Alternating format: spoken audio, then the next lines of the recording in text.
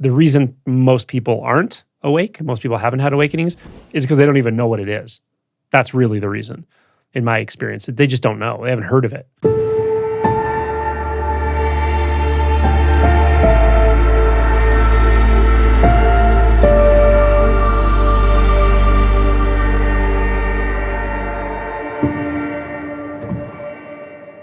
Today's topic is awakening, liberation, enlightenment, a sudden process, or is it a gradual process?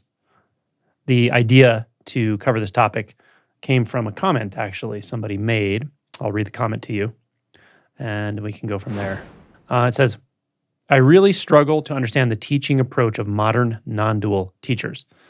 They seem to want to start at the very end of the process, giving almost exclusive attention to self-inquiry, which to begin with, I think 90% of us, the audience, are just fooling ourselves into believing that we are having shifts and breakthroughs. But even the small percentage that have the karmic affinity to get it, what are they supposed to do after that? They haven't gone through the unavoidable process of cleaning up the garbage, tendencies, and habits that the mind have or has accumulated. They will just have the perfect receipt to go out and fulfill their neurotic desires. Just look at the modern arahants. I'm not going to name names, but I'm sure you know which people I'm referring to. I don't actually, but anyway. No amount of realization seems to do anything about their neurotic tendencies. Are they actually doing any good, or are they just misleading people into further delusion? Are they doing more harm than good? Buddha taught a gradual path, where sila, virtue, is the foundation. Do good, be kind, be generous, cultivate metta and compassion, restrain your senses, be mindful at every moment of your intentions. With this foundation, you build samadhi, the strength of the mind that is not wavering, distracted, and just following its fetishes, like most neurotic minds in the world. You can actually look at the things as they are. This is the Dhamma. Good in the beginning, good in the middle, good in the end, for yourself and everyone else. What am I missing? Well, I have a few comments. One is that, first of all, let's just look at it from a practical standpoint, meaning real world examples. Your assertion that it's very, very rare is just wrong. Also, your assertion that many people are fooling themselves.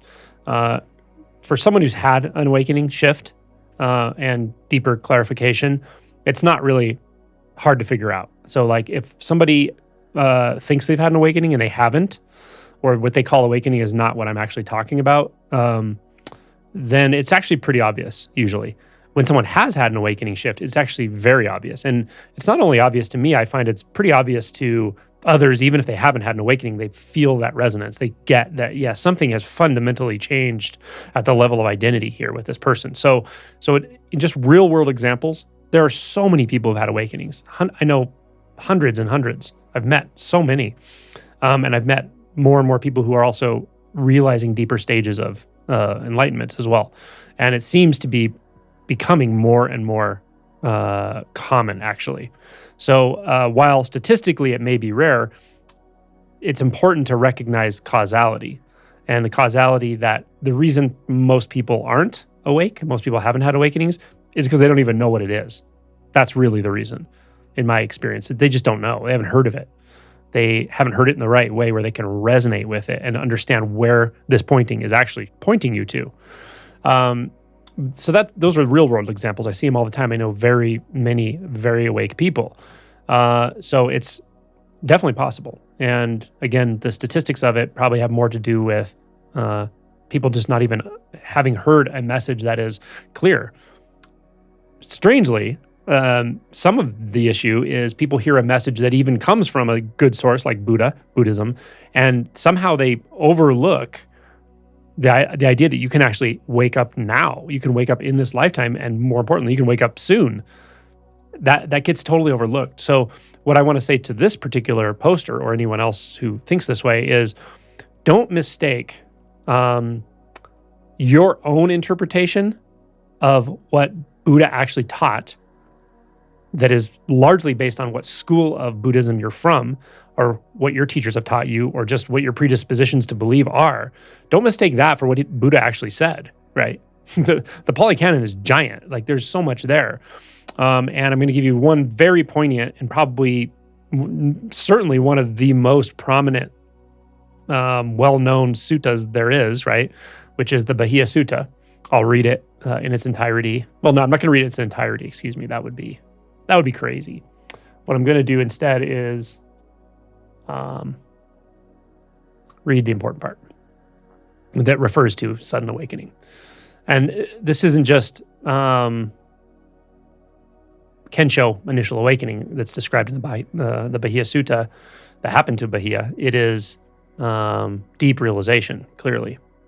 In the scene, this is what Buddha is saying to Bahia, who, I'm not sure if it actually said that he had never met Buddha before, but reading the story, it sounds like he hadn't. But he had heard that Buddha is staying near this certain place, and he went and bugged him and said, hey, give me your teaching. And Buddha said, no, I'm kind of busy. Hey, give me your teaching. Oh, I got this other thing going on. Third time, give me your teaching. And he, of course, gave it to him, right? So, when Bahia, for you, in the scene is merely what is seen, in the cognized is merely what is cognized, then Bahia, you will not be with that. When Bahia, you are not with that, then Bahia, you will not be in that. When Bahia, you are not in that, then Bahia, you will be neither here nor beyond, nor in between the two. Just this is the end of suffering. Now, through this brief Dhamma teaching of the Lord, the mind of Bahia, the bark cloth, was immediately freed from the taints without grasping. Then the Lord, having instructed Bahia with the brief instruction, went away. Now, the story goes on, and Bahia of the bark cloth actually died.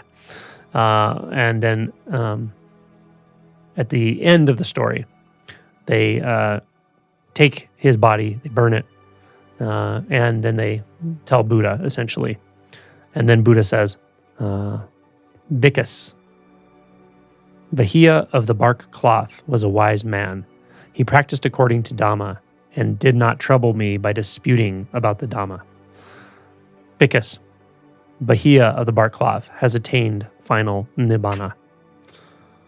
So this is a description of a situation where someone met the Buddha.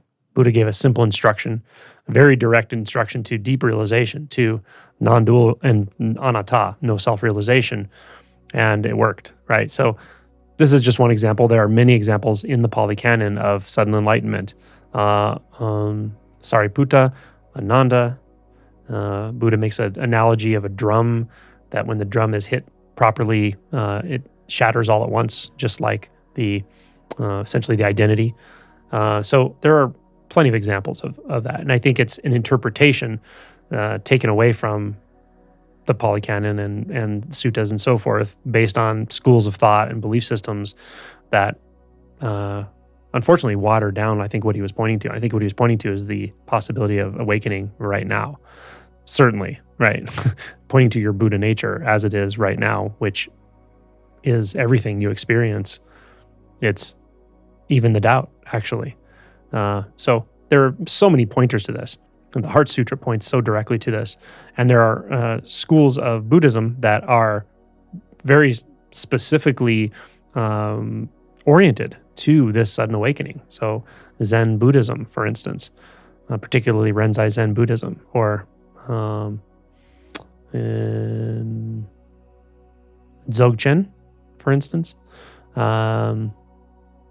Yeah, and I don't know as much about like Mahamudra, but certainly there are plenty of schools of traditional Buddhism that do understand that awakening is something that's available right now. And the other sort of concern in this comment was more about shadow work, right? It's like you have to do all that shadow work and lay the groundwork ahead of time and perfect the character and all. What I find is that is a little bit backwards. So you should try to be a better person. You should. You should develop the character. You should try to rid yourself of defilements. Of course, all this is true. And most people can't do that, right? Because you're fighting your own ego the whole way, right? You'll do it to some degree, but you also will have a tendency to repress a lot of desires, tendencies, aversions, and not even know you're doing that. You can even use practice to do that. So to really get under the hood and really break the chains of karmic bondage, let's say, around suffering, you have to wake up. You have to. So I'm very much of the mindset, and it's not because I'm would you say, a modern non-dual teacher or something? I'm not a modern non-dual teacher. I'm not anything like that. But the designation that it's just something that's come online recently or with online Dharma or something, it's just not true, right? Zen Buddhism has a very rich history of striking while the iron's hot, to using mu as a focus point for a one-pointed approach, and to see into the nature of one's true identity in a very sudden and dramatic way. And that's what happens. So can it happen gradually? Sure. But often what I see is it doesn't. Often what I see is that there is certainly gradual change, and then there's a sudden shift in identity, and then there's a much more accelerated investigation into the remaining fixations and filters and perceptual distortions and so forth. So I'm pretty much of the mind of like, strike while the iron's hot.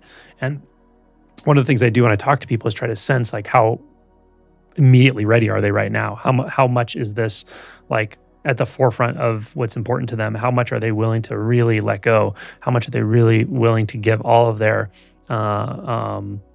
frustration and all that suffering behind a point of inquiry? And if they are ready for that, and that's what they're oriented toward, then I don't worry about telling them they need to do this or that ahead of time, because they don't. They just don't. They will do it at some point, right? The shadow work will come to you, but you really are going to have very little luck getting into deep shadow without an awakening. You might get into some shadow material, but you won't get into deep shadow without awakening. And that's where you're going to have to go ultimately to clear out those really deep fixations and perceptual filters. So anyway, I do appreciate the comment, but just, my encouragement would be to really ask yourself, well, where did you develop these beliefs? Right? Did people tell you this? Is it from a school of Buddhism that you trained in or you understood, or did you, approach Buddhism academically? None of these are wrong. Of course, there is a lot in the Pali Canon. There's all kinds of different ways of pointing, and it's not always completely consistent either, right? There are, for instance, I know the fetters, there are a few different places the fetters are mentioned, and sometimes there's 8, sometimes there's 10, and they're not always listed exactly the same. So there's going to be contradictions in any canon of this size and so forth. And I think it would be foolish to think that every single part of the Pali Canon was spoken by Buddha or directly inspired by Buddha or something like that. It just doesn't happen, right? These are historical records, but the pointing is in there, right? These very potent pointings like the Bahia Sutta. So I encourage people to, if they're interested in this stuff, to go to the primary sources themselves and really investigate and see what it says. And then again, if you are inclined to wake up, if you get what I'm saying when I talk about the fact that you are your ultimate obstruction, right? You, as you take yourself to be, are the ultimate obstruction, and that you can go beyond that. If you resonate with that message, then don't worry about all this other stuff. Don't worry about the doctrine. Go where you need to go. Go where you've been wanting to go, or your instinct has been pointing you to for some time, and you just, through habit, haven't really gone there, or you haven't given yourself permission to really drop in or let go. And you certainly can, for sure. Now, you may not be there. You may sort of get it, but something's like, no, I'm not ready for that. It's totally fine. Trust your instinct on that. If you're not ready for that, do some work. Do some work around reactivity. Do some work around relationship. Do some work around whatever needs work done. If you dissociate in life a lot, if you have an avoidant personality, work on that. Work on confidence. There's a lot of ways to work on things. So yeah, and at some point, often it will suddenly become clear, like, that's where I need to go. I can see how I'm my own barrier. I am the barrier, right? And that there's something vast beyond that. Interestingly, the 12-step program starts there, right? I haven't read the big book or whatever, but I've heard it quoted enough times talking to people who have woken up and also have been in recovery, that there's pointings in there as well that just say, you are your own obstruction, right? You're the problem in a way. What is it? Paul Hederman has said, The alcoholic doesn't have a problem; they are the problem, right? But he has also said that the biggest addiction we have is the addiction to the self, which I agree with. So all addictions are rooted in that, and it's a powerful addiction. So sometimes you need to get leverage on yourself. Sometimes you need to do some work to start to break through, to chip that ice away a little bit until all of a sudden the light shines through and you see, oh, that's where I've been wanting to go. That's what Angelo's been pointing to, in all the different ways I point to it. And once you see that light shine through, it's like, okay, now you know where to go. You may not know how to go, but then I'll tell you, you don't have to know how to go. You know where to go, and trust it. Trust it to take you there. Trust your instinct to take you there. And there's ways to do that. One-pointed approach, working with Mu is very powerful. Self-inquiry is powerful. Inquiry into the nature of thought and consciousness. All these are powerful, and I have a whole playlist called Awakening Approaches that goes into all this. So anyway, thanks for the comment. I do appreciate it. And it's important to address these things.